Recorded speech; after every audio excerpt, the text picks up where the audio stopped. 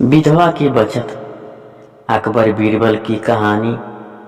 एक साधु था जो अपने इलाके में बेहद ईमानदार समझा जाता था। उसने कहा कि तीर्थ यात्रा हो आऊं। वही सोचकर उसने घर का सारा कीमती सामान बेच दिया और नकदी में से कुछ अपने खर्चे के लिए रखकर उस पर लाख की सील लगा दी और साधु के पास जाकर बोली, महाराज जी, आप बड़े ही ईमानदार आदमी हैं।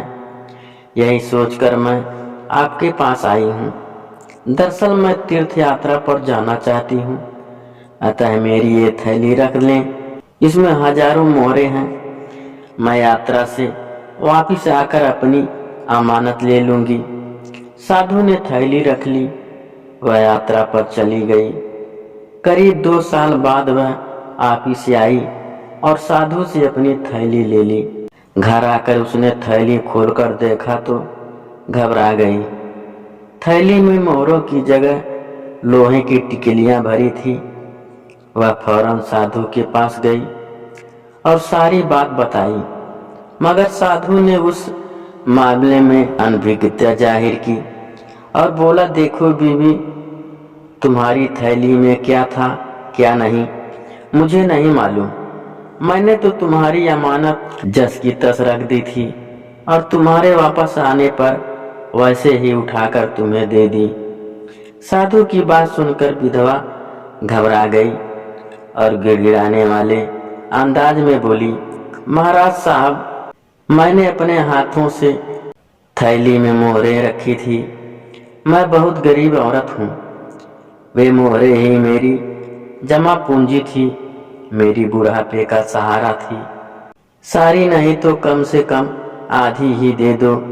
मैंने तो आपको ईमानदार समझकर अपनी मोहरें आपके पास रखी थी, मगर आप मुझ गरीब के साथ अन्याय कर रहे हैं। साधु ने कहा, हे बुढ़िया, फालतू बकवास मत कर और सीधी तरह से यहाँ से चलती बन, वरना धक्के मारकर बाहर निकाल दूंगा।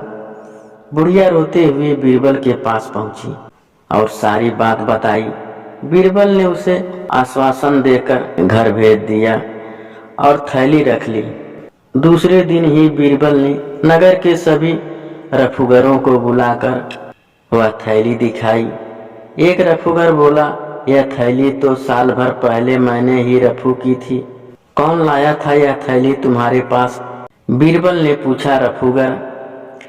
एक साधु। बीरबल ने तुरंत सिपाही भेजकर साधु को बुलवाया।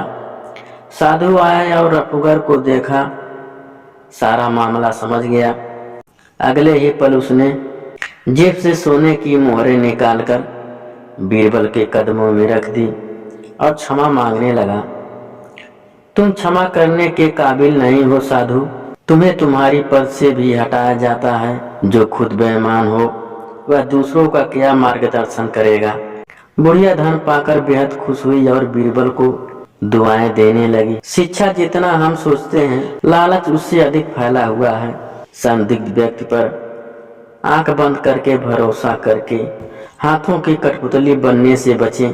एक बार उनके जाल में फंसकर बाहर निकलना मुश्किल होता है।